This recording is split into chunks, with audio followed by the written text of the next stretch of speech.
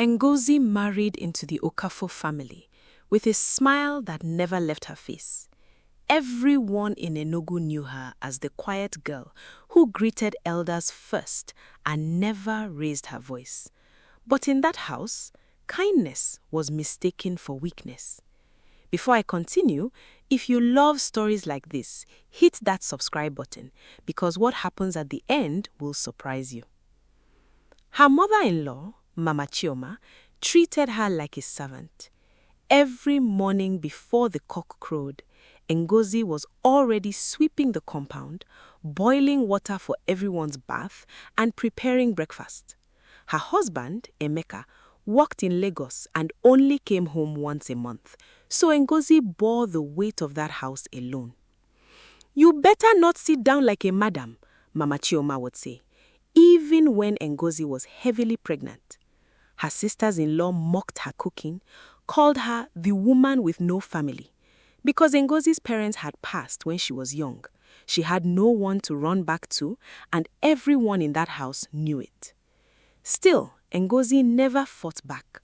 She cared for Mama Chioma when she had malaria, spending her own small savings on her drugs. She helped the younger ones with their school fees from the little she made selling akara by the roadside. No one said thank you. No one even noticed. Then one rainy Tuesday, everything changed. Mama Chioma collapsed in the market. People rushed her home, panicking, unsure what to do. Her own daughter stood by the door, afraid, confused, calling Emeka's phone that kept ringing without answer. But Ngozi didn't wait for instructions. She wrapped Mama Chioma in a wrapper, carried her on a motorcycle herself, and rushed her to the small clinic down the road, paying with the little money she'd saved for her son's school sandals. The doctor said if she had come an hour later, things would have gone very differently. That night, as Mama Chioma lay on the hospital bed, weak but alive, she held Ngozi's hand and wept. Not from pain, but from shame. "Why did you save me?" she whispered, "after everything I did to you?" Ngozi simply said, "Because that's what family does, Mama, even when it's not returned." Word spread through the village faster than harmattan wind. People who once pitied Ngozi began to speak of her with respect. But what changed everything wasn't the gossip. It was Mama Chioma herself. She began waking up early, not to give orders, but to help.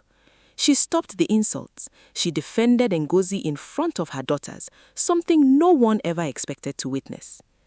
Months later, when Emeka finally returned home for good, he met a household transformed. His mother, the same woman who once called Ngozi useless, now called her the daughter I never deserved. Ngozi didn't change to earn that love.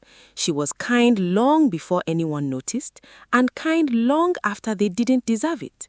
Her turnaround didn't come from revenge or bitterness.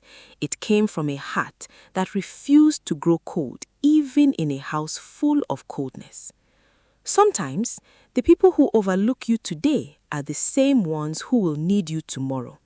And how you treat them in that moment says more about you than about them. If this story touched you, don't scroll past without sharing it with someone who needs to hear it today.